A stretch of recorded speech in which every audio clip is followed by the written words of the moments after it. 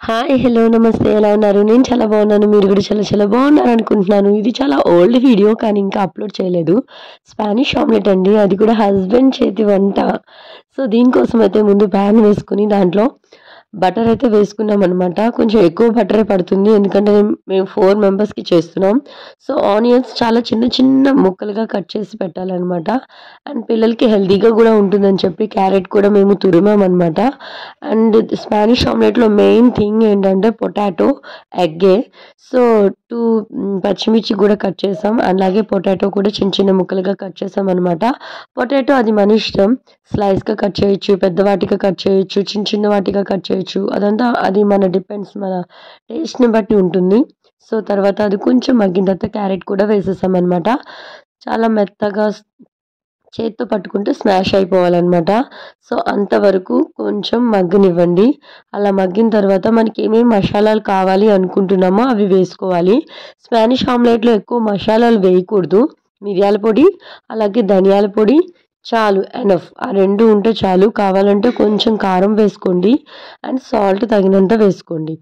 So, అలా మగ్గిన తర్వాత దీన్ని ఒక లేయర్ లాగా ఇప్పుడు చూపిస్తున్న విధంగా ఒక లేయర్ లాగా మనం చేసుకోవాలనమాట. దాని మీద ఎగ్స్‌ని ఇలా ఒక 5, 6 మనం కొట్టి వేసేసుకోవాలి.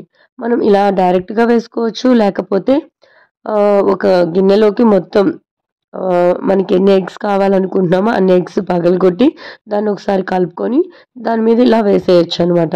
తర్వాత కొంచెం పెప్పర్ పౌడర్ కూడా జల్లండి. అలా ఎందుకంటే మేము మిక్స్ చేయడం లేదు. డైరెక్ట్‌గా కొట్టాం కాబట్టి, సో, డైరెక్ట్‌గా దీనిలో వేసాం కాబట్టి కొంచెం పెప్పర్ పౌడర్, కొంచెం సాల్ట్ అలా జల్లామనమాట.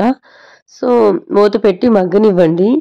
అది దానంతట అది దోసలాగా బయటకొచ్చేయాలి. కానీ ఏంటంటే మేము ముందే డివైడ్ చేసేసుకుంటున్నామనమాట పిల్లలకి, మాకు. అంటే ఎగ్స్. సో, అందుకని ఇలా ఉన్నప్పుడే మేము కట్ చేసి దాన్ని విడివిడిగా మేము డివైడ్ చేసుకొని రిటర్న్ తిప్పుకుంటున్నామనమాట. మీకు అలాంటి ఇష్యూలేమీ లేదు అనుకుంటే మాత్రం ఒక 2 మినిట్స్ మగ్గనివ్వండి. అదంతా కుక్ అయిన తర్వాత రిటర్న్ తిప్పండి. అండ్ ఒక పెద్ద ఆమ్లెట్ లాగా వస్తుంది. అండ్ టేస్ట్ అయితే మాత్రం చాలా చాలా బావుంటదనమాట. పిల్లలు కూడా చాలా ఇష్టంగా తింటారు.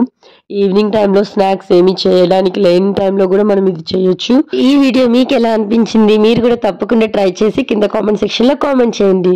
అప్పటి వరకు మాత్రం please do like, share, subscribe. Bell icon touch చేయడం అసలు మర్చిపోద్దు.